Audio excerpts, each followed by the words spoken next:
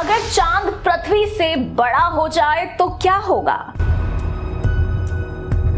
क्या धरती पर जीवन खत्म हो जाएगा? कितने दिन का दिन होगा और कितने दिन की रात होगी?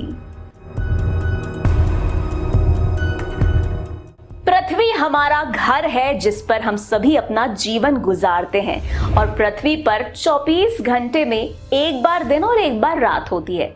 दिन में तो हम सौरमंडल के लीडर सूरज को देखते ही हैं, तो वहीं रात को हमें चांद दिखाई देता है। 453 करोड़ वर्ष पहले जन्मा हमारी पृथ्वी का चांद पृथ्वी के ही मुकाबले काफी छोटा है और ये पृथ्वी पर होने वाली अनेक प्रक्रियाओं को भी नियंत्रित करता है। जी हाँ, हमारी धरती अपनी धुरी पर टिके रहकर सूर्य के चारों तरफ एक अंडाकार पथ पर घूमती रहती है। इसका प्रमुख कारण धरती पर लगने वाला अभिकेंद्रीय बल है। चंद्रयान 3 अभियान को लेकर के आज हर भारतीय जो है वो उत्साहित है और उत्साह के साथ साथ सभी के मन में चंद्रयान 3 अभियान को लेकर के हजारों सवाल भी घूम रहे हैं। और इस खास चंद्रयान 3 सीरीज में हम आपके उन्हीं सवालों के जवाब भी दे रहे हैं। और दोस्तों, ऐसा ही एक सवाल भी हमारे पास आया है कि अगर चांद पृथ्वी से बड़ा हो जाए तो क्या होगा? तो दोस्तों, असलियत में तो ये मुमकिन नहीं है, लेकिन अगर ऐसा हो जाए तो क्या होगा, आइए जानते हैं। दोस्तों, अगर चांद पृथ्वी से बड़ा हो जाए तो पृथ्वी अपनी ऑर्बिट में और भी ज्यादा झुक जाएगी। चांद के बड़े हो जाने के बाद चांद एक ग्रह कहलाएगा और पृथ्वी उसका एक नेचुरल सैटेलाइट, क्योंकि चांद के गुरुत्वाकर्षण बल की वजह से अब पृथ्वी चांद के चारों ओर घूमेगी, ना कि चांद पृथ्वी के चारों ओर घूमेगा। अब आप सबके मन में सवाल उठ रहा होगा कि चांद के बड़ा होने के बाद क्या धरती पर जीवन खत्म हो जाएगा? तो दोस्तों, मैं आपको बता दूं कि ऐसा कभी नहीं होगा। जी हाँ, और पृथ्वी पर जीवन जो है वो सक्रिय रहेगा, लेकिन इंसानी रूप में नहीं रहेगा, बल्कि दूसरे रूप में, जैसे कि सूक्ष्म जीव के रूप में लगेंगी। चांद के बड़ा हो जाने से समंदर में और भी ऊंची लहरें आने लगेंगी।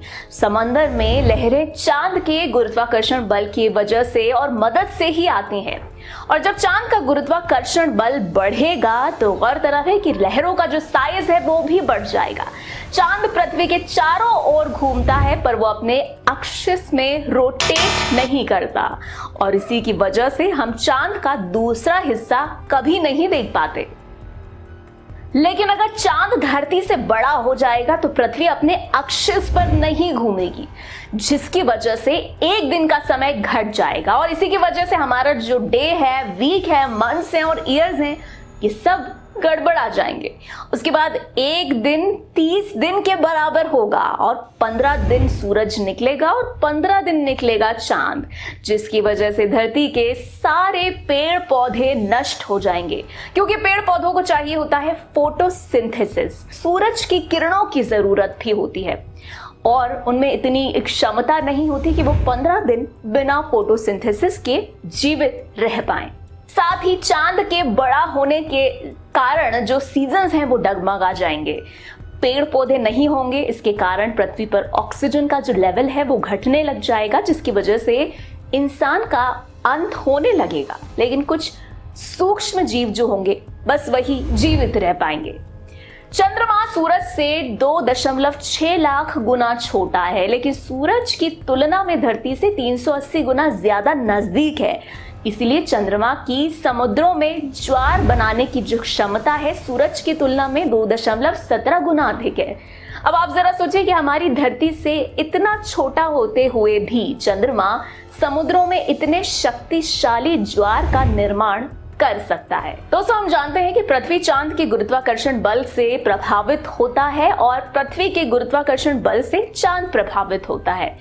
चांद का सर्कल फेरन 6783 मील है, तो वहीं पृथ्वी का सर्कल फेरन इससे 4 गुना ज्यादा है।